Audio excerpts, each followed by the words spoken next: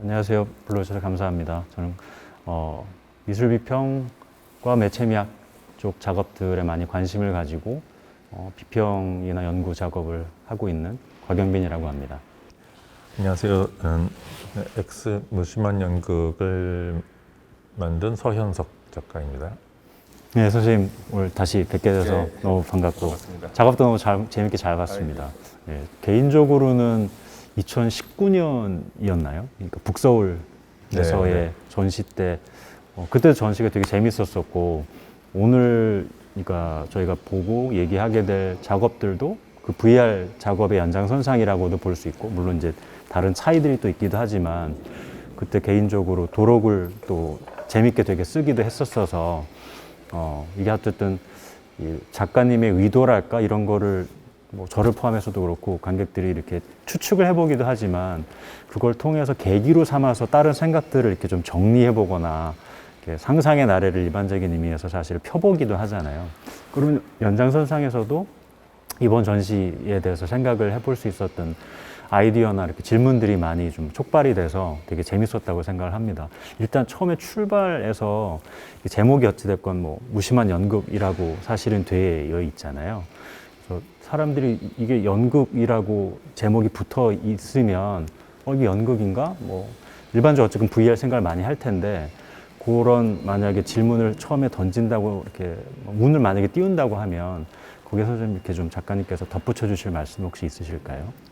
네, 그 무심한 연극이라는 부제는 사실상 뭐 제가 만든 말은 아니고 그 작품에서 직접 인용을 했었던 그 이 물리학자죠, 엘빈 슈레딩거의 글에서 가져온 거였습니다. 그래서 슈레딩거는 은유적으로 연극이라는 말을 썼고 우리가 하나의 생명체로서 그 의식과 의식 밖의 세계가 어떻게 조우하고 상호작용하는지 그런 질문을 던지면서 우리가 그 자신의 의식 자체가 그 고유하고 또 특별하다라고 하는 어떤 믿음 이것에 좀 굉장히 좀 과감한 질문을 던집니다. 그래서 그러한 이 자아와 세계와의 어떤 분리 이것에 대해서 질문을 던지면서 조금은 좀 시니컬하게 어떤 표현을 한 말로서 저는 읽혀졌고요. 그래서 결국은 삶이죠. 우리가 살아가면서 어떤 감각으로서 계속 세상을 해독하는 과정, 그것을 연극이라고 어떻게 보면은 조금 좀 폄훼하면서 사용했었던 말을 그대로 가져와 봤습니다. 그래서 그 연극이라고 하는 이 굉장히 무거운 화두 자체가 저로서는 그동안 뭐 VR이라든가 영상이라든가 퍼포먼스 작업을 해오면서 하나의 숙제 같은 날이었었고요. 원래 저는 그 영상을 공부를 하고 또 영상을 만들기도 했었던 그런 그 사람이지만 한 10여 년 전부터 그 장소 기반의 참여 퍼포먼스라고 그때 뭐 유형화를 한다면은 부를 수 있는 그런 작업을 해왔습니다. 그래서 그 퍼포머가 한 사람의 관객을 맞이하는 그래서 1대1로 대화를 나누고 또 정해진 어떤 장소나 구역을 또 같이 이동을 하기도 하고 어떤 그런 퍼포먼스를 좀 실험적으로 해왔었는데 그런 상황 자체를 저는 그 연극에 좀 비유하고 싶었습니다. 그 연극이 어떻게 보면 굉장히 좀 공동체적인 체험이고 그 영화와 흡사하게 어떤 고정된 자리에서 어느 정도 거리감을 두고 그 무대를 바라보는 것을 기반으로 하지만 어쨌든 무대에서 발생하는 것에 대해서 동화를 하고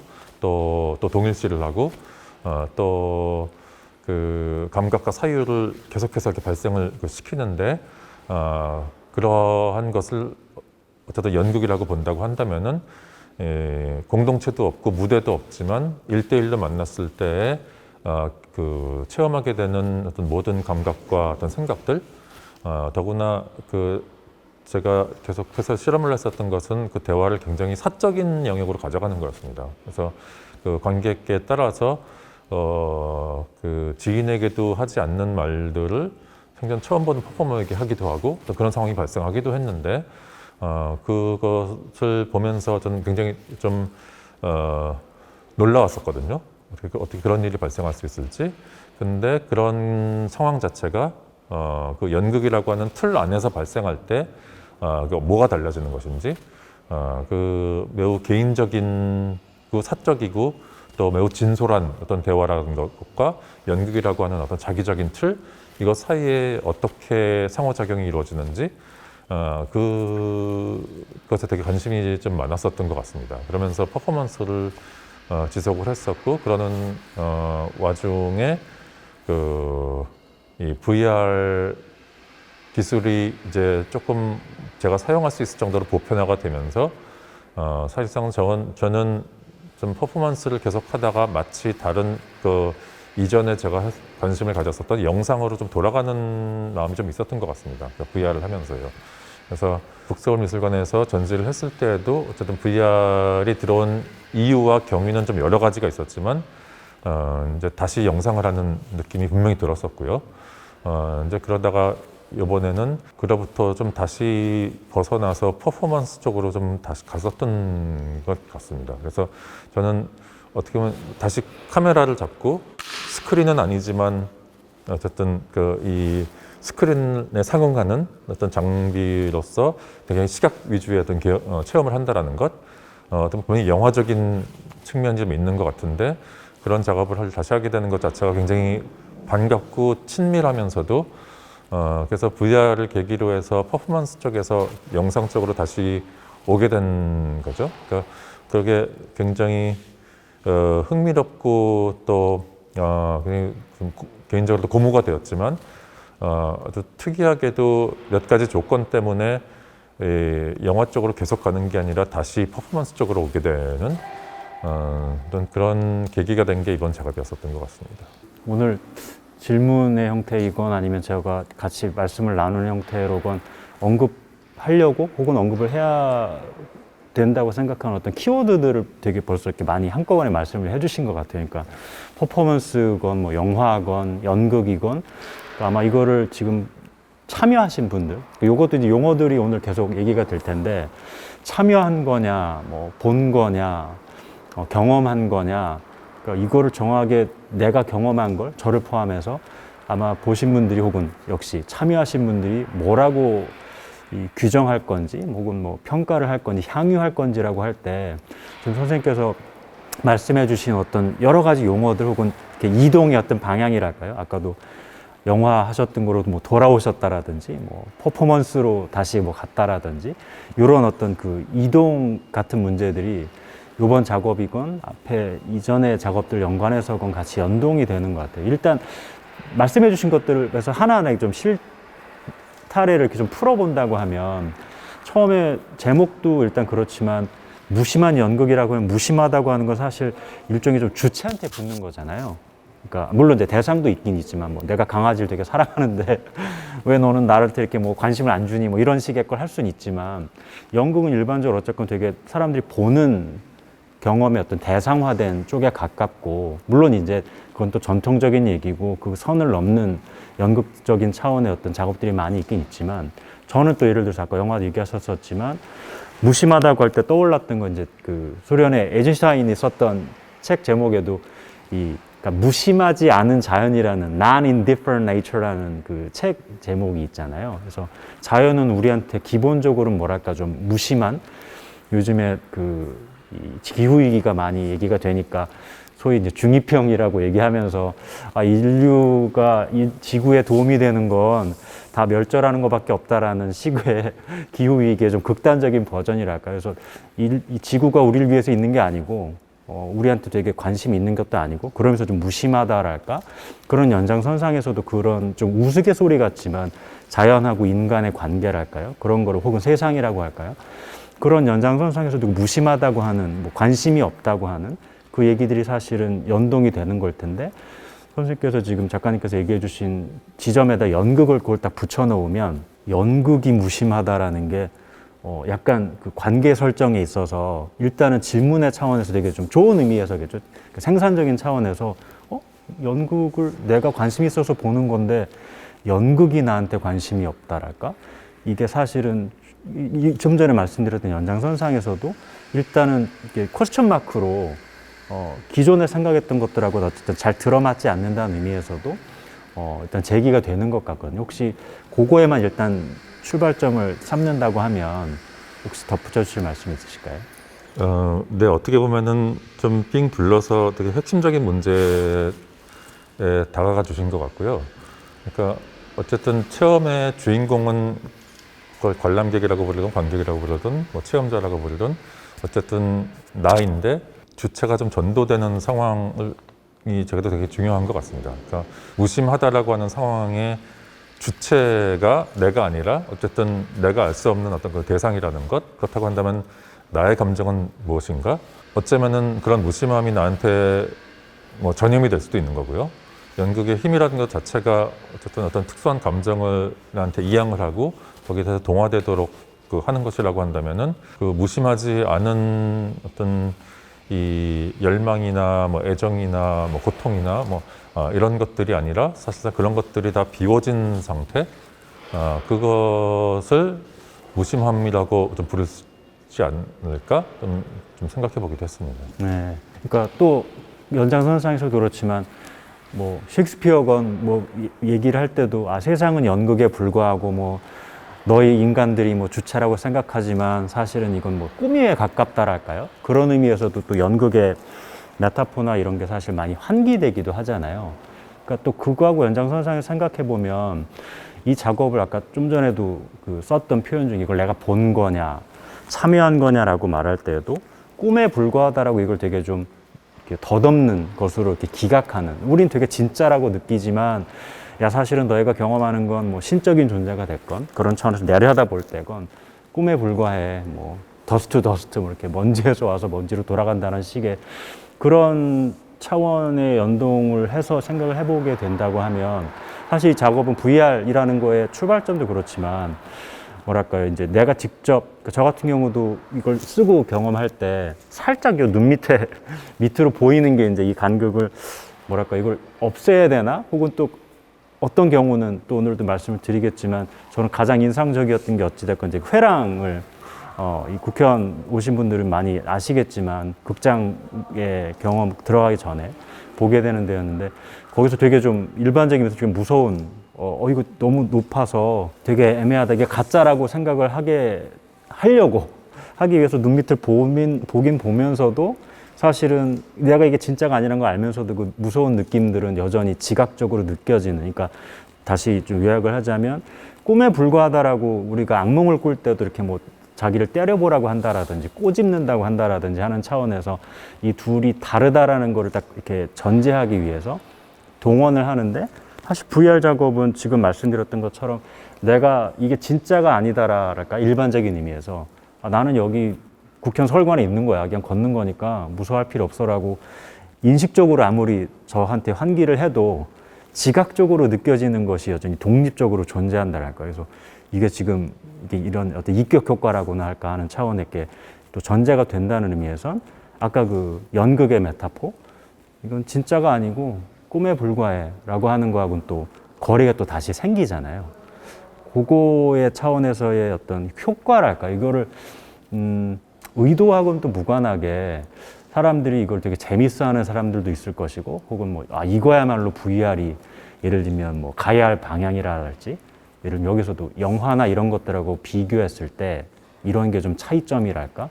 근데 또 사실은 영화 얘기를 할 때도 뭐 4D니 뭐니 하면서 이런 식의 어떤 뭐 냄새가 됐건 이런 걸 강화한다고 할 때에도 VR의 이런 차원을 일종의 영화가 다음 단계에서 어떻게 좀 성취해야 될 목표로 또 얘기가 하는 분들도 있잖아요.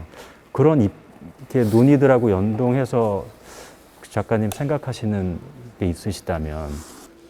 일단 그 말씀하신 이 곡을 틈새로 보이는 상황, 저도 그게 되게 흥미롭다고 생각이 됐는데요. 일단은 서구인들의 경우는 이게 막혀서 안 보인다고 하더라고요. 그러니까 어떻게 보면 이 아시아인들에게 주어진 하나의 특혜라고도 볼 수 있을 것 같은데요. 그래서 이거를 막는 게 맞는 건가? 아니면 그냥 놔둘까? 그러다가 어쨌든 그냥 놔두기로 했는데 이 안에서 체험하는 것에 대해서 굉장히 독특한 균형점을 제공해 주는 거는 틀림없는 것 같고요. 그러니까 그걸 제거했을 때 물론 그 환영성은 훨씬 더 증대가 되겠지만 이게 틈이 보임으로 인해서 또 어떤 가능성이 생길까?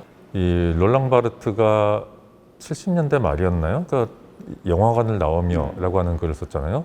그러니까 어쨌든 그 글은 영화에 관한 건데 굉장히 특이하게도 영화관에 들어가며도 아니고 영화관에서도 아니고 영화관을 나오며 말이죠. 그러니까 그 영화의 매혹에 대해서 자기 자신에게 거리감을 두는 것에 대해서 얘기를 하는데 그게 브레이트적인 거리감도 아니고 어떤 감각적으로 굉장히 어떤 묘연한 중간 위치에 자기를 놓으면서 아마도 그게 70년대 초중반에 이 소위 그 정신분석적 기호학자들이라고 하는 그 사람에 대한 응대 같기도 한데 어떤 굉장히 독특하게 영화에 대해서 이야기를 풀어가는 것 같다는 생각이 들었거든요. 그러니까 사실상 영화관에서 나오는 그 상황, 그 순간 자체가 영화라고 하는 매체가 무엇인가에 대해서 말해줄 수 있는 굉장히 독특한 하나의 거의 특혜에 가까운 순간처럼도 여겨지기도 하거든요.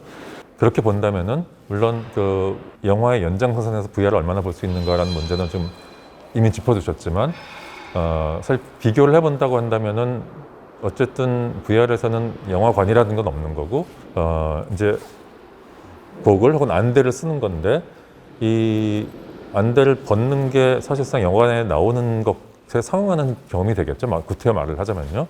근데 사실상은 우리는 몸은 이미 시야를 뒤덮고 있는 일종의 미니어처 극장으로부터 빠져나와 있는 거고요. 그러니까 영화관으로부터 나온다라고 하는 말이 성립 안 될 정도로 이미 사실상은 내 몸은 들어간 적이 없는 거죠. 시선만이 가상세계 안으로 진입을 해 있고 나머지 모든 감각들, 나의 그 운동에 필요한 어떤 근육까지 포함을 해가지고요. 신체와 기관을 구분을 한다고 한다면은 한 기관만 그 내 신체로부터 동떨어져 가지고 마치 내 신체가 그것을 꿔준 것처럼 영화관 안에 들어가 있고 나머지의 모든 내 신체 기관과 부위들은 어쨌든 영화관 밖에 있다라는 것 자체가 굉장히 흥미롭고 것 같거든요. 그러니까 사실상 영화관에서 이렇게 걸어서 나오는 것보다 그것에 상응하는 안대를 벗는 게 훨씬 더 쉽기도 하고요. 그리고 이 틈으로 뭔가가 보인다라고 하는 것은 이 내가 영화관 안에 결국은 있지 않다라고 하는 것 자체를 끊임없이 상기시켜주는 꼴이 되는 것 같거든요. 그러니까 꼭 이거를 이 뭔가 브레이트적인 소격 효과라고 부를 수는 없겠지만 이 어쨌든 그 환영성이라고 하는 것에 대해서 스크린에 어떤 시선이 온통 지금 몰입해 있는데 그러면서 발생하는 어떤 나의 이 몰입 이것에 대해서 아주 그 어떤 흥미롭게 하나의 반태제처럼 나에게 주어지는 일종의 그 척도라고 해야 될까요? 아까 말씀하신 대로 이것은 가짜지만 이렇게 틈으로 보면은 어쨌든 내가 여전히 기댈 수 있는 어떤 이 기준점이 있다라고 하는 것, 그 양가성이 어쨌든 지금 상태로서는 VR의 굉장히 흥미로운 점 같습니다. 그러니까 원래 있는 거죠. 나는 이분화되어 가지고 이 안에 들어가 있으면서도 동시에 그 바깥에 있는 건데 그 양면성, 그러니까 양가성을 상기시켜주는 게 요 틈이 아닐까 좀 생각이 듭니다. 지금 말씀해 주신 것처럼 나오냐 들어오냐, 그러니까 이 문제도 몰입감 얘기를 항상 immersive experience라고 해가지고 야 진짜 같았어 뭐 이런 얘기를 붙이지만 들어간다 나온다랄까 이런 얘기가 사실은 영화를 기준으로 생각하면 영화관도 없고 그런 의미에서 영화의 연장이냐 아니냐라고 말할 때도 거기서 약간 어긋나는 지점이 생기는 것 같고 또 그 맥락에서도 또 볼 때도 이 영화라는 것들을 전제할 때 사람들이 생각하는 또 하나 이제 그 지점 중에 하나가 프레임이라는 게 항상 있잖아요. 그래서 영화를 볼 때 뭐 클로즈업을 한다라든지 뭐 줌아웃을 했더니 처음에 있던 사람이 나는 뭐 절에 있는 줄 알았는데 사실은 세트장이었다는 걸 보여주는 식으로 웃기게 보여줄 수도 있고 아까도 선생님께서 좀 말씀하셨던 뭐 브레이트적인 속격 효과랄까 이렇게 쓰이기도 하지만 그러니까 그런 차원과는 독립적으로 생각해도 어쨌건 VR에 프레임이 있나? 라고 말하면 저는 이렇게 긍정적으로건 부정적으로건 딱 쉽게 말하기 어렵다고 생각하거든요. 그러니까 사실은 그 부분부터가 다시 말하지만 VR과 영화를 연동시켜서 생각할 때 영화관이라는 게 실질적으로 존재하지 않는다랄까? 그리고 프레임이라는 것 자체가 존재하지 않는다랄까? 이 두 가지가 저는 일단은 출발점이기도 하고 VR에 대한 이야기를 뭐 비판적으로건 혹은 생산적으로건 이렇게 전개시킨다고 할 때 작업 차원에서도 그렇고요. 되게 중요한 논점이라고 사실 생각을 하거든요. 요거에서 이제 관련해서 제가 이 발표했었던 글에서도 언급했었던 것 중에 하나가 유명한 베냐민의 그 기계 복제 가능성의 시대의 이제 예술 작품이라는 글에 보면 이 사람이 건축하고 이 얘기를 살짝 되게 연결을 살짝 시키면서 거기서 재밌다고 생각했던 게 이 사람 표현으로 이제 무심코 던지는 시선이라는 그 얘기를 살짝 쓰면서 영화의 경험하고 건축물에 들어가서 이제 경험하는, 건축물을 경험한다고 할 때 경험을 사실 그러니까 제 입장에서는 이게 프레임이 있냐 없느냐, 영화적인 프레이밍이라는 게 건축물에 들어가서 와, 여기 되게 넓다라고 이렇게 둘러볼 때, 혹은 둘러보지 않아도 주변시라고 하는 게 있잖아요. 영화에서는 사실 주변시가 중요하지 않고 프레임만 이미 다 전제가 돼 있기 때문에, 근데 건축물에서는 그게 가능해지고, 저는 이 지점이 사실은 VR을 볼 때 강조해서 쓰는 경우도 있고 쓰지 않는 경우도 있는데, 이번 작가님 작업에서도 사실은 뭐 바다로 나가는 지점이라든지 이렇게 할 때든지 저도 그렇고 주변을 이렇게 돌아보게 된다라든지 할 때 이 부분을 쓰는 지점들도 있고 쓰지 않는 지점들. 그래서 나는 요것만 앞에 것만 따라가야 하는 차원에서는 요 앞에의 전경화가 되는. 그러니까 다시 요약을 하자면 영화하고 VR을 연동시켜 생각할 때 어떤 중첩되는 지점과 중첩되지 않는 지점들. 그래서 그런 연장선상하에서의 VR을 예를 들면 저 같은 경우는 영화에서 출발을 하기도 하고 접점을 놓기도 하지만, 예를 들면 베냐민의 그 짧은 구문이지만 건축물하고의 경험을 연동시키는 지점들이 또 구체적으로는 프레이밍이라는 것, 영화의 어떤 되게 중요한 뭐 미학을 얘기한다고 할 때도 항상 어떻게 프레임을 짰느냐라든지 뭐 세노그래피라든지 이런 얘기들을 할 때도 연극적인 차원의 것들을 가지고 올 때도 그렇고 항상 중요하게 얘기가 되는데, 그 부분이 말 그대로 쫙 드러나지 않는다랄까요? 거기에서의 어떤 경험의 양태가 아까도 언급해 주셨던 그 말씀만 들으면서 이 얘기를 하면서 이제 딱 정리를 하자면, 우리가 어떤 문제가 있을 때 야, 이거 왜 너는 직면을 안 하고 이렇게 숨으려고 그래 하면서 타조가 이렇게 뭐 모래에다가 머리만 이렇게 딱 박는 거를 상상을 하잖아요. 나머지는 뭐랄까, 몸은 바깥에 있고 머리만 혹은 눈만 그 욕조에다가 넣는 같은 경험이랄까요? 그래서 나머지는 실제로 여기에 좀 차가운 걸 느끼고 있고 얼굴만 뜨겁다랄까, 혹은 반대랄까, 이런 어떤 차이들이 있는 지점들이 어쨌든 중첩을 시키자고 하면 영화와 건축 차원의 어떤 이런 경험들, 이게 꼭 몰입이 되느냐 안 되느냐만 다른 차원에서 여기 많이 걸쳐 있다고 생각하거든요. 이런 것에 관련해서 혹시 작업하시는 차원에서건 덧붙여 주실 생각이 있으실지 궁금합니다. 예, 굉장히 흥미로운 점들을 얘기를 지금 해주신 것 같고요. 그러니까 어쩌면은 프레임이 없다라는 것 그 자체가 그 생각의 날개를 달아주려고 하는 것 같거든요. 그래서 그 날개를 달고 이거 어디로 갈 수 있을지, 아까 이거 시작하기 전에 안드로메다 말씀도 해주셨던데 정말 안드로메다로 갈 수 있을지 어떤 그런 좀 흥분된 상태가 보면 있는 것 같거든요.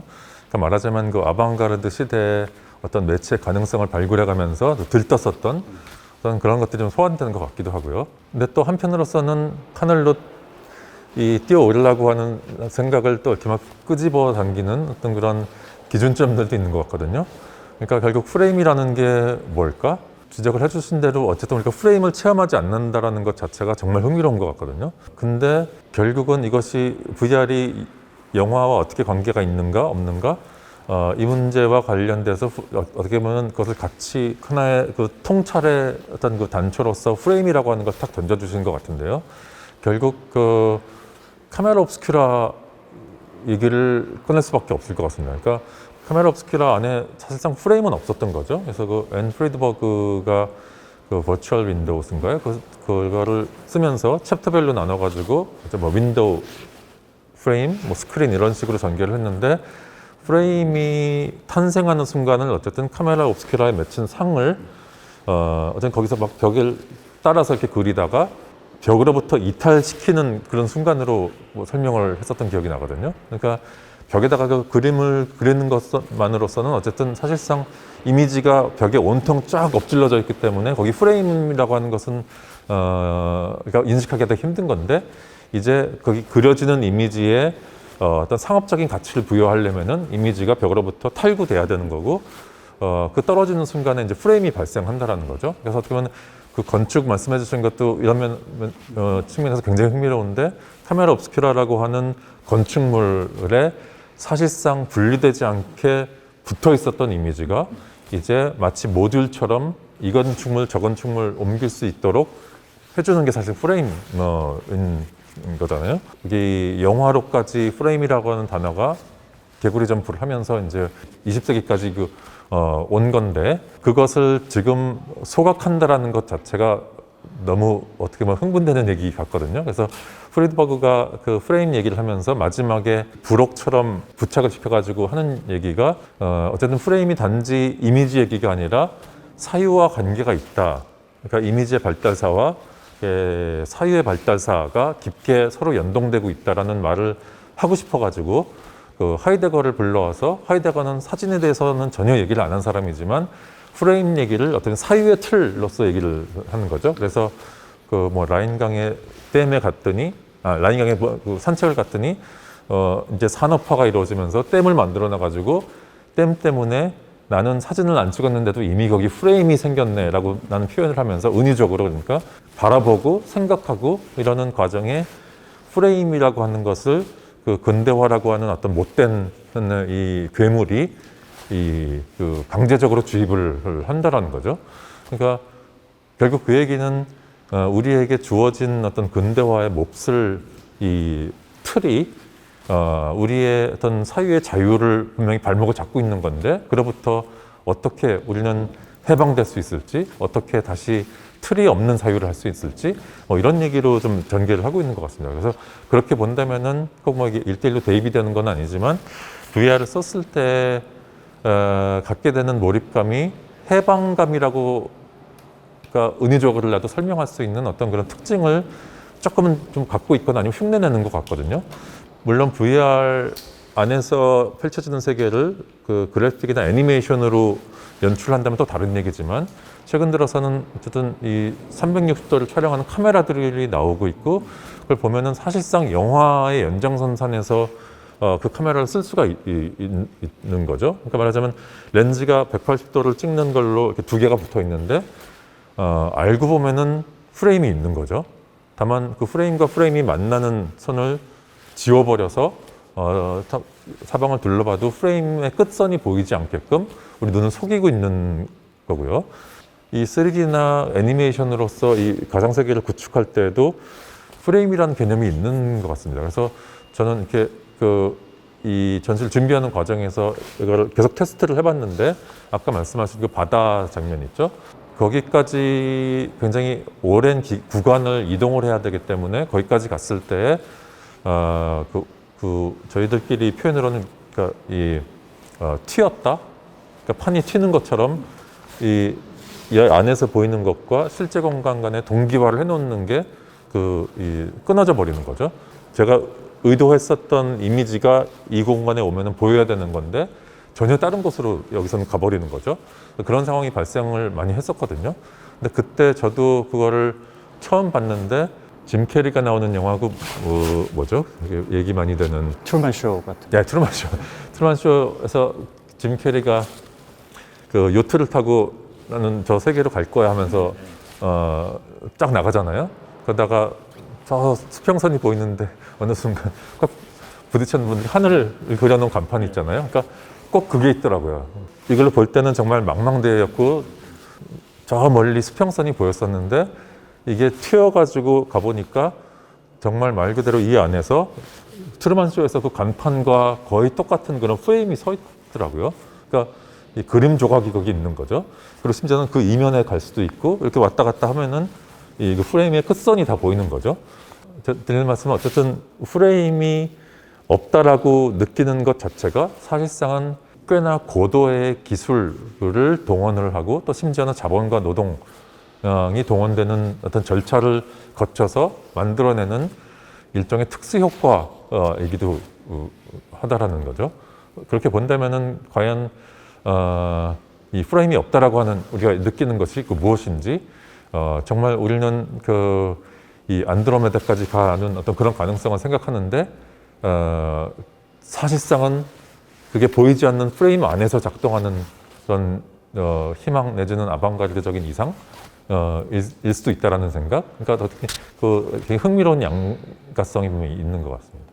작가님이 요번 작업도 그렇고, 그러니까 딴 데로 왜 안드로메다로 보낼 수 있을 잠재력을 갖고 있다고? 그 사람들이 야, 왜 그거 쓰지 않나? 라고 할 수 있을 만한 의문의 차원에서도 그때도 북서울 시립미술관이라는 곳이 사실은 다 사람 다니지만 폐허가 된 것 같은 우리가 영상을 이미지를 보게 되기도 했었고, 요번 작업도 사실은 또 중간중간에 다른 경험들이 또 주어지긴 하지만 제가 개인적으로 아까 한국에 들었었던 회랑을 걷는 경험 같은 경우도 여기가 지금 당신이 계신 곳이 국립현대미술관 서울관이다라는 걸 또 다시 한번 이렇게 좀 붙박아두는 차원으로, 그러니까 보내지 않고 이 안에서 경험들을 이제 자꾸 역시 이제 뭐 장소 특정성이라 할지 그 연장선상에서 얘기들이 사실 VL이 된다라는 게 저는 되게 재밌다고 생각하거든요. 그러니까 그 가능성을 쓰지 못한다라기보다 쓰지 않는다라는 차원에서 그런 의미에서였던, 그러니까 그게 꼭 브레이트적인 효과가 아니라고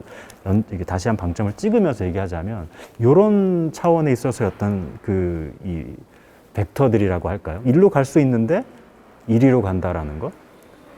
혹은 예를 들면 이런 차원에서도 혹은 뭐 차기작이랄지 이런 혹은 아이디어랄지 이렇게 생각하실 때 예를 들면 그렇게 할 수 있었던 차원의 지점들을 혹시 생각하셨었는지 의식적으로건 무의식적으로건 이런 것들과 연동을 시킨다고 하면 작업의 차원에서의 어떤 생각이 있으신지 궁금합니다.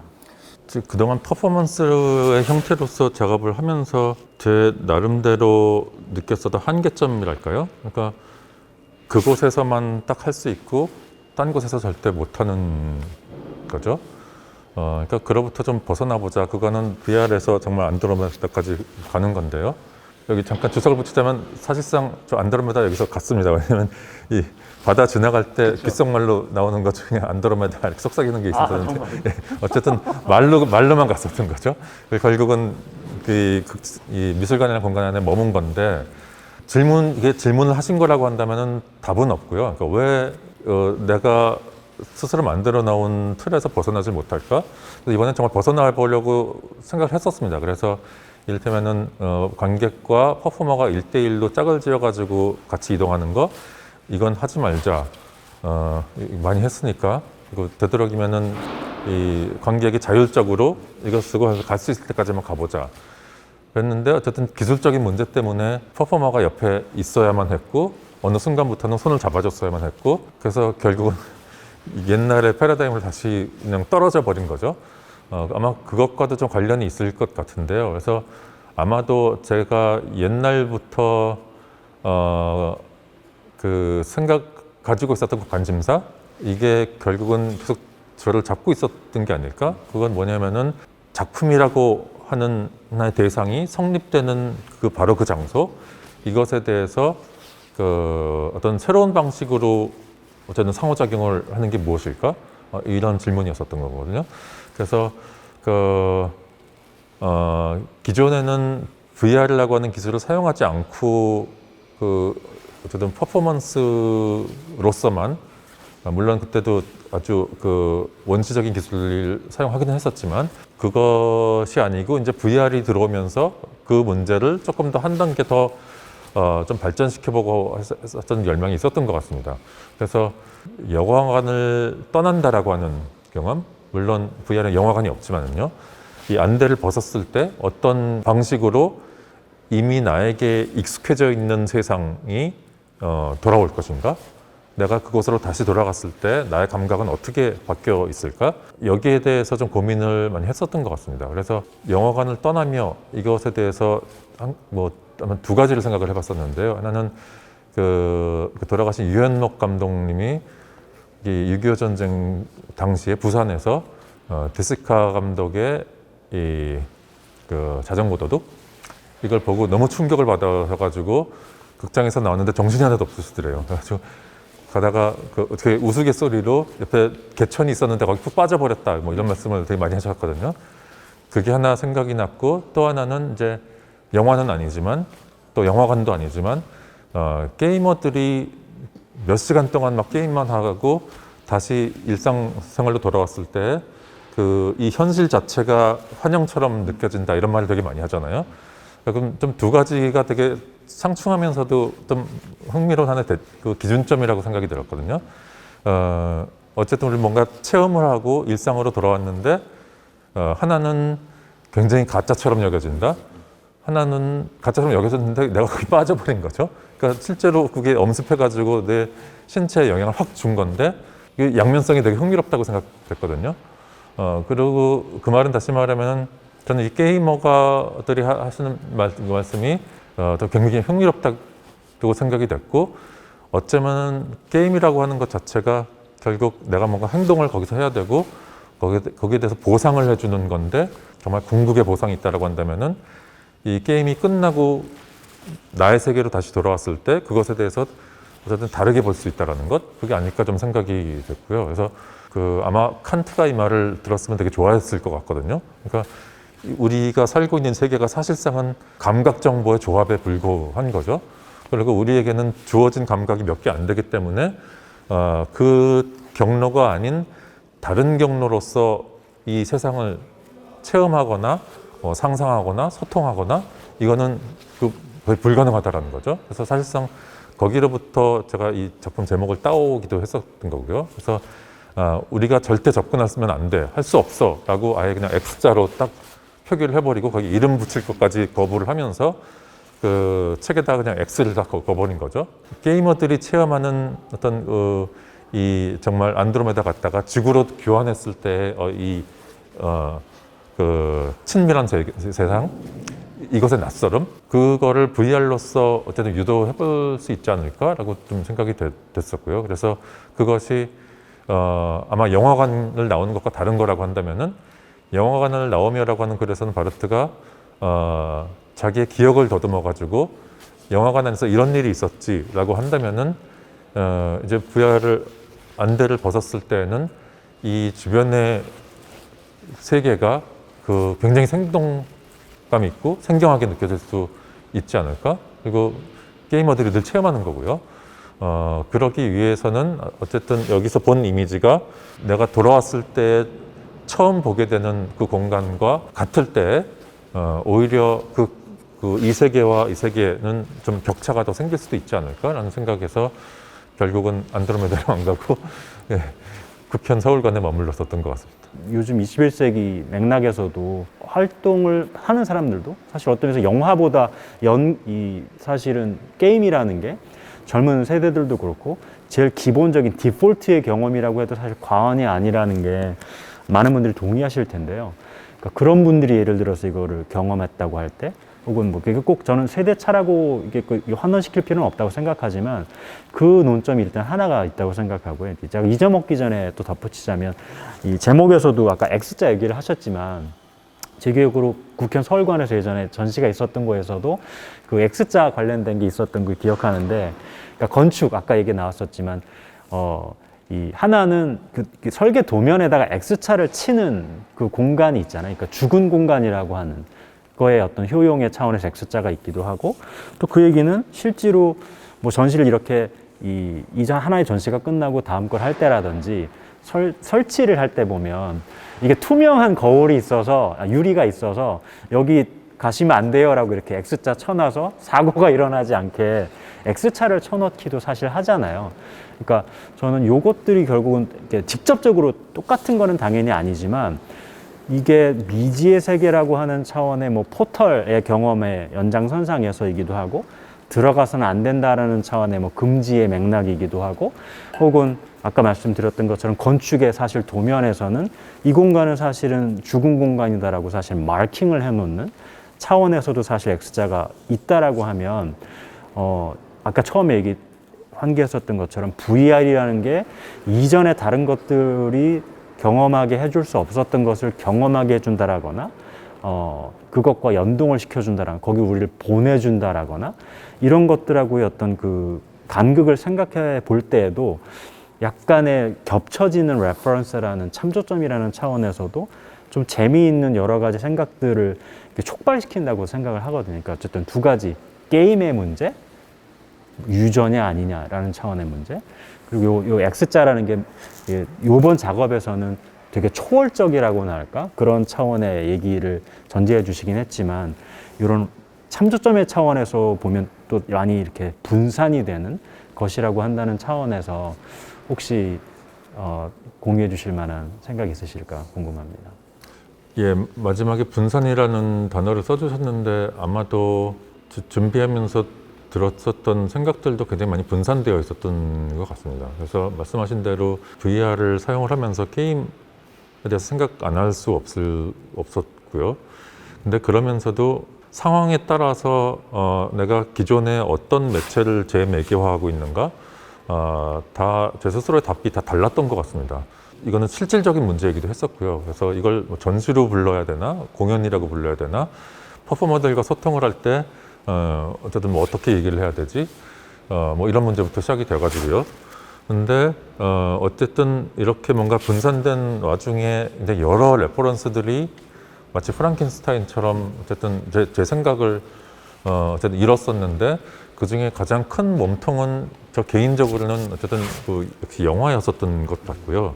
어떤 보급형 VR 장비에 대해서 말씀을 해주셨지만, VR이 처음 나왔을 때만 하더라도 저는 그 카메라를 다룰 수 있는 어떤 그런 노하우를 익힐 시간이 없었기 때문에, 그러니까 뭔가 어디 돈을 주고 빌려야 되는데 빌려가지고 그거 익힐 수는 없는 거죠. 그러니까 빌려서 빨리 찍어야 되니까.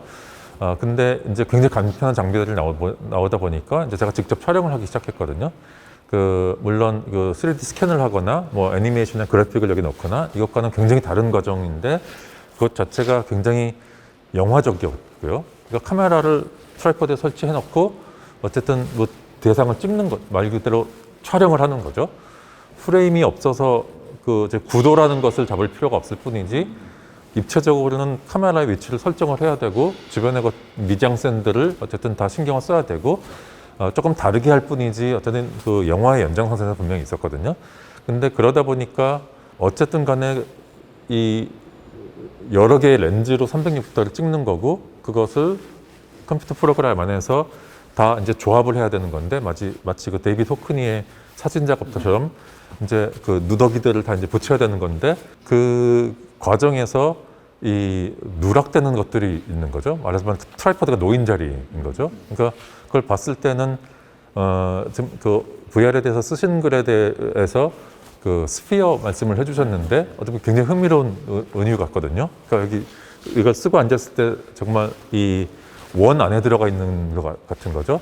또 여기 한 가지 흥미로운 점 추가하자면은 내 카메라가 있었던 자리, 그러니까 이 체험자로서는 내가 앉아 있는 자리를 이렇게 보면은 그 자국이 남은 거죠. 그러니까 말하자면은 그게 트라이포드가 온전하게 보이는 것도 아니고 최대한 어쨌든 카메라 렌즈의 시야를 다 극대화했는데 미처 다 맞닿지 않은 끝선과 끝선의 간극이 여기 있는 거죠. 그러니까 마침 우리가 풍선 안에 들어가 있으면은 이 스피어가 다 보이는데 바람 들어가는 구멍은 이렇게 점매잖아요. 배꼽처럼 이렇게. 예, 배꼽처럼 이렇게 적절한.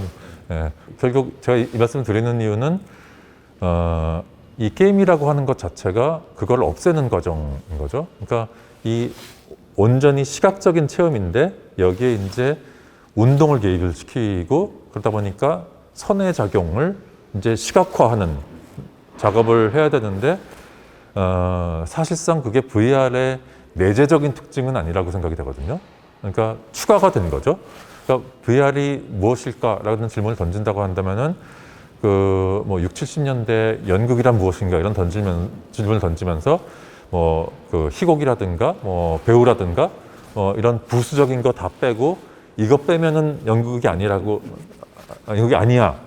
할 수 있는 거 그것만 남겨놓고 한번 생각을 해보자. 뭐 이런 담론이 있었던 것 같거든요. 매체 특정성이었다. 네, 그렇죠. 예, 예. 근데 VR을 생각했을 때 이 운동성은 좀 부수적인 것이라는 생각이 들었고요. 그러니까 그게 VR 영화와 VR 게임과의 차이겠죠. 그래서 저는 분명 게임을 염두에 두고 있었지만 이 촉각이 개입되는 것을 한번 차단을 한번 해보고 싶었고요. 17세기 말이었나요? 그 멀리니 문제라고 조나단 크레리가 이렇게 언급을 하면서 자기 부인이 시각장애인이었었는데 그동안 촉각으로서 모든 사물들을 다 인식을 해왔는데 그래서 촉각으로만 머릿속에 모든 사물들의 심상을 그려놨는데 갑자기 시각을 회복한다면, 시각을 갖게 된다면은 만지지 않고 뭐 원뿔이나 구나 이런 대상들을 인식할 수 있을까? 이런 문제 갖고 존 럭크하고 막 편지를 주고받으면서 그 얘기를 했고 크레리가 그거를 가져와가지고 중요한 거는 인식할 수 있다 없다 이게 아니라 이때 이미 감각을 분화하기 시작했다.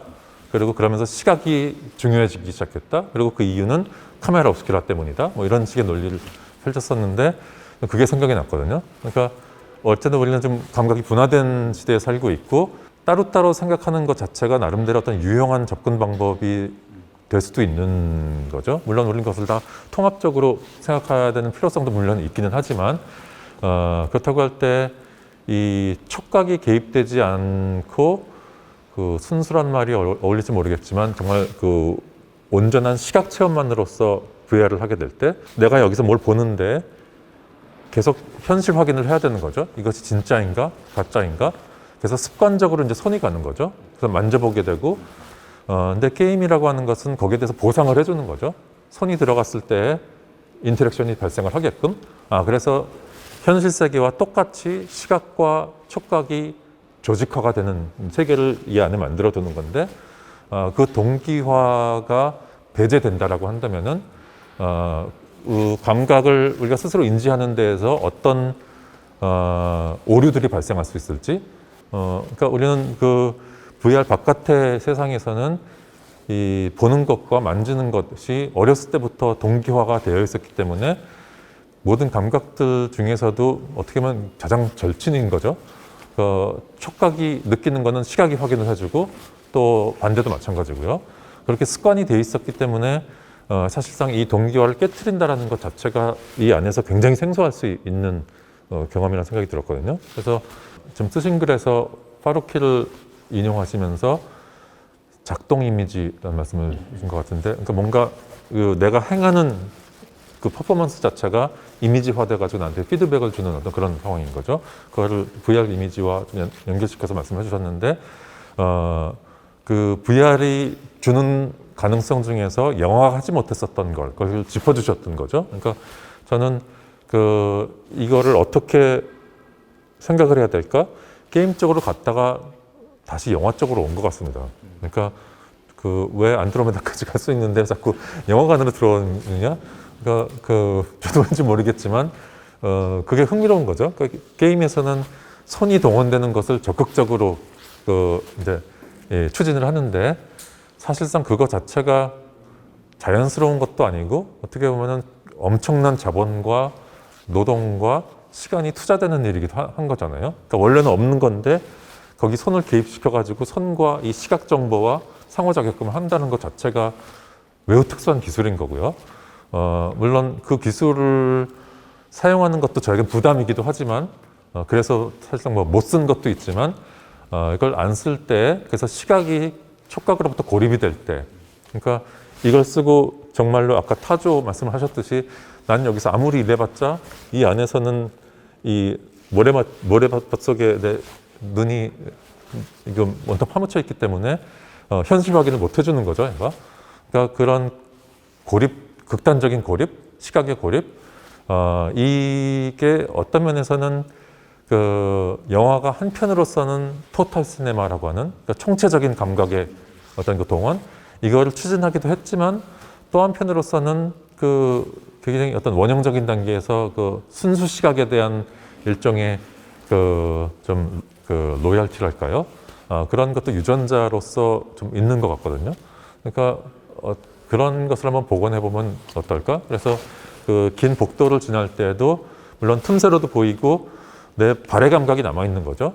그래서 내가 지금 걷고 있어라고 하는 것을 내 스스로 충분하게 인식을 할 수 있지만 그렇다고 해서 손으로서 뻗어가지고 앞에 있는 캐릭터를 만진다거나 내가 능동적으로 지금 이 이미지가 작동 이미지라고 하는 것을 내 스스로 인식하게 하는 어떤 그런 장치는 사실상 없는 거죠. 그러니까 그랬을 때 어떤 가능성이 새로 생기는 걸까? 그러니까 모든 감각들이 다 연동을 해서 총체적인 심상을 그려내는 것은 우리가 일상 속에서 하는 거니까 그것이 분리된 상태에서 이 가상세계로 들어가 보면은 우리는 촉각이나 시각에 대해서 어떤 새로운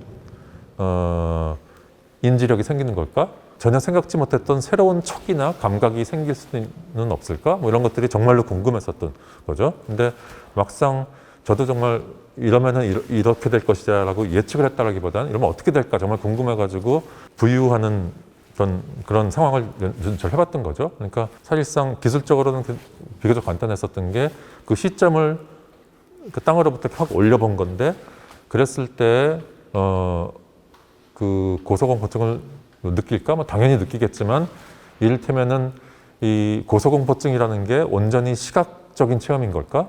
물론 그 건물 꼭대기에 올라가면은 얼굴로 바람도 맞고 윙 하는 소리도 들리고 이런 것들이 다 그 합쳐져 가지고 내가 엄청나게 높은 곳에 있고 떨어지면 죽는다 이런 공포로서 다가오겠지만 그런 거 다 제거하고 시각만 있을 때도 그런 그 비슷한 공포가 똑같은 수준으로 발생을 할까? 근데 저도 고소공포증이 되게 심하거든요. 그러니까 발생을 하는 거죠. 그러니까 시각 정보가 도대체 어디까지 하는 건지 이것에 대해서 영화가 미처 생각하지 않았었던 어떤 구석들이 있는 걸까? 그 새로운 단초들을 이 VR을 통해서 마련할 수 있는 걸까? 이런 질문이 들었었던 것 같습니다. 그래서 역시 질문을 돌아가자면 역시 그 영화와 계속 비교를 하면서 그 작업을 했었던 것 같습니다. 마지막 아마 시간상으로는 질문이나 코멘트가 될 것 같은데요. virtual이라는 걸 무엇이라고 규정하느냐의 차원에서 한쪽으로는 이런 의식과 뭐 이 세상이 존재하느냐 이게 꿈이냐 아니냐의 문제들도 있지만 또 역으로는 대단히 피지컬한데 우리가 경험할 수 없었던 것들을 가능하게 대리로 하지만 이전의 방식과는 전혀 다른 차원에서 제기할 수 있는 가능성을 우리에게 제공해 준다는 차원에서 역설적으로 이쪽의 문제하고는 약간 다른 것 같지만 윤리적인 차원의 문제를 또 역시 동시에 제기한다고 생각하거든요. 실제로 오락의 차원에서 VR의 이런 경험들을 쓰는 뭐 우리가 많이 논쟁점으로도 나오지만 넓은 의미의 포르노 산업이라든지 사실은 그쪽에서 이것들을 그 어떤 쪽보다 사실은 예술가들이 하는 것보다 가장 먼저 뭐 히틀러나 이런 사람들이 얘기했듯이 전쟁하고 사실은 이런 성적인 문제가 기술의 발전을 가장 선도한다고도 할 수 있는 아이러니의 어떤 역사적인 상수였기도 했었잖아요. 그러니까 이런 의미에서 이런 어떤 윤리성의 문제랄까, 이런 그러니까 어떤 피지컬함의 문제, 대리 경험으로서의 vicarious experience라는 차원에 있어서의 virtual을 VR의 V자를 만약에 규정한다고 실제로 벌어지고 있는 영역 차원에서 짚는다고 하면 여기에 대한 작가님의 혹시 의견이나 생각이 있으실지 그걸로 이렇게 일종의 마무리를 해보면 어떨까 싶습니다. 아까 게임 얘기가 나왔었는데 어쨌든 뭔가 우리가 운동을 통해서 하나의 과제를 수행하면은 이에 대해서 보상이 주어지는 게 게임의 굉장히 중요한 어떤 구조 같은데 어쨌든 VR로서 게임에 많은 어떤 요소들이 좀 제가 원하든 원하지 않던 간에 들어온 것 같고요. 그랬을 때 관객에게 줄 수 있는 적절한 보상은 무엇일까? 왜 현기증 나는 낭떠러지를 걸어야 되고 또 고소공포증을 느끼면서 이 복도를 통과해야 되고 그에 대한 보상은 뭐가 적절할까? 결국은 이 토크 제일 첫 부분에 꺼내주셨던 인디퍼런스라고 하는 화두로 돌아올 것 같거든요. 그 보들레르의 시 중에 그 가짜의 괴물이라고 하는 산문시가 있는데 이 화자가 시 속의 화자가 어디 보니까 사람들이 다 어떤 엄청난 괴물들을 다 어깨에 이렇게 짊어지고 어디론가 이렇게 막 가고 있는 거예요. 그래서 저 사람들은 도대체 어떤 연유로 저렇게 힘든 고행을 하고 있는 거지? 도대체 어디로 왜 가는 거지? 너무 궁금한데 이게 아주 짧은 시거든요. 어느 순간에 그 엄청난 무게의 indifference가 나의 어깨를 눌렀다라는 구절로 시가 끝나거든요. 그러니까 어떻게 보면 해방감이죠. 너무 궁금한데 에이 뭐 그러거나 말거나 이렇게 되는 건데 그거를 또 하나의 속박으로 표현한 것 자체가 되게 흥미로웠거든요. 어떻게 보면 indifference라고 하는 게 나는 어떤 이 세상에 뭔가 나의 그 욕망을 투자를 그동안 해왔고 또 뭐 연극을 볼 때도 마찬가지죠. 온갖 그 감정으로서 거기다 동화되어 왔는데 indifference라고 하는 것은 어떻게 보면은 그에 대해서 거리감을 두는 거잖아요. 그리고 나의 투자했었던 감정들을 철회하거나 아니면 그냥 소각을 시켜버리거나 그래서 뭔가 어떤 단절이 일어나는 상황인데 그것을 어떻게 보면 우리가 해방감이라고도 볼 수 있을 것 같고요. 그래서 아까 그 죽음 말씀을 하셨는데 어떻게 보면 뭐 주체, 거창하게 말하면 주체 혹은 뭐 의식 혹은 그 영화적인 어떤 동일시 이런 그 감정선들의 죽음이라고도 뭐 할 수 있을 것 같고요. 그러니까 또 한편으로서는 이 VR을 체험을 하면서 발생하는 어떤 모든 가능성들이 결국은 그 소각되고 마는 그래서 어쨌든 VR의 특징 중에 하나가 물론 영화도 비슷하지만 연극도 마찬가지지만 이 물질적이지 않다라는 것. 그러니까 끝나고 나면 내 손에 쥐어지는 게 아무것도 없는 거죠. 하다못해 영화 보고 나면 티켓이라도 있지만 뭐 그것도 아닌 거고요. 그러니까 이 빈손으로 남는다라고 하는 것을 환기시켜주는 것, 그것이 어쩌면은 그 VR이 가진 매체적인 특성이라고 제가 개인적으로 파악했었던 것들의 가능성을 가장 또 그 극대화시켜주고 그것을 구체화시켜주는 하나의 그 종결이 아닐까 좀 그런 생각이 좀 들었습니다. 그래서 그것 자체가 한편으로서는 해방감이지만 뭐 보들레르가 표현을 했었던 것처럼 또 한편으로서는 굉장히 부담스러울 수도 있는 거죠. 그러니까 결국은 이걸 안대를 벗고 내가 익숙해져 있는 나의 세계로 돌아왔는데 그것에 대해서 어떻게 전과는 다른 방식으로 접근을 하면 좋을지 이런 질문을 제가 던져줄 수만 있다라고 한다면은 그것 자체로서 어떤 큰 의미가 있을 거라고 좀 생각이 됐거든요. 근데 거기에 그 질문에 indifference라고 하는 이 몬스터를 살짝 얹어준다라고 한다면은 어쨌든 간에 나가 가진 열망과 두려움과 이런 것들이 다 혼재하고 있는 어떤 이런 그 세상인데 결국 그 모든 것이 사멸하는 것이고 일종의 메멘토 모리로서 그 어떤 필멸성을 상기시켜준다라고 한다면은 그리고 그것이 VR의 특성을 연장시켜주는 어떤 그런 연장선 산에서 또 상기시켜주는 거라고 한다면은 꼭지점에 서서 이제 익숙해져 있는 세상을 다시 만났을 때 그 메멘토 모리라고 하는 괴물 같은 그것을 나는 앞으로 이제 어떻게 짊어가지고 가야 하는 건지 질문으로부터 너무 많이 빠져나왔죠. 아닙니다. 너무나 멋있게 또 보들레르의 시를 또 인용을 해주셔서 저도 화답가처럼 보들레르 얘기로 마무리를 지으면 어떨까 하는 생각이 들었는데요. 그 보들레르 시 중에 이카루스의 추락이라는 시가 있는데 거기에서 이런 구절이 나와요. 정확한 워딩은 아니지만 제가 기억하는 게 거의 비슷하다면 내가 팔이 부러졌다 구름을 잡아내느라 뭐 이런 표현을 쓰거든요.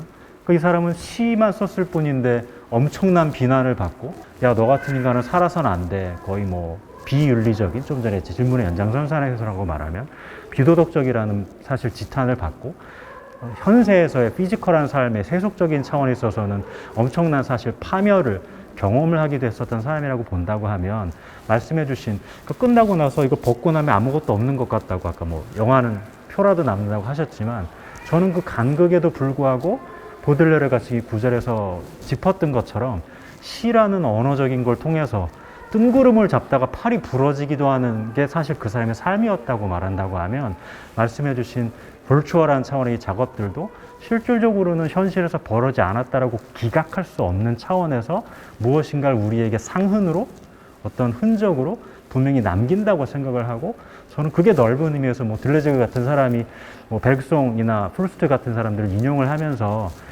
현실적이라고 실제적이라고 번역을 우리가 많이 하는 그러니까 더 리얼, 뭐 the real이라고 번역하는 걸 virtual한 것과 현실적이라고 혹은 현행적이라고 번역하는 락듀얼이라고 하는 actual이라고 하는 것, 이 둘이 사실은 실제의 일부이지 virtual은 그 바깥에 가짜가 아니다고 말하는 그런 차에서 우리가 경험한 것들, 이 경험의 양태가 피지컬하게 손에다가 뭐 생채기를 남기진 않지만 뜬구름을 잡다가 정말 팔이 부러지기도 하고 삶이 무너지기도 하고 혹은 도약을 해서 다른 방향의 환희를 경험하기도 하는 차원에서 또 작가님께서 해주셨던 혹은 앞으로 해주실 작업들의 연장선상에서도 저에게 어떤 커다란 새로운 질문들을 제기하는 게 아닐까라고 일종의 화답가처럼 또 덧붙여보고 끝내면 어떨까 싶습니다. 오늘 너무 긴 얘기 또 흥미롭다고 전 개인적으로 생각하는데요. 다른 분들도 보시는 과정 안에서 되게 사유를 촉발하는 차원의 계기가 됐으면 좋겠다는 생각을 마지막으로 덧붙여 봅니다. 네, 멋진 말 너무 많이 해주셔서 빨리 메모를 좀 해야겠습니다. 감사합니다. 네, 감사합니다. 감사합니다.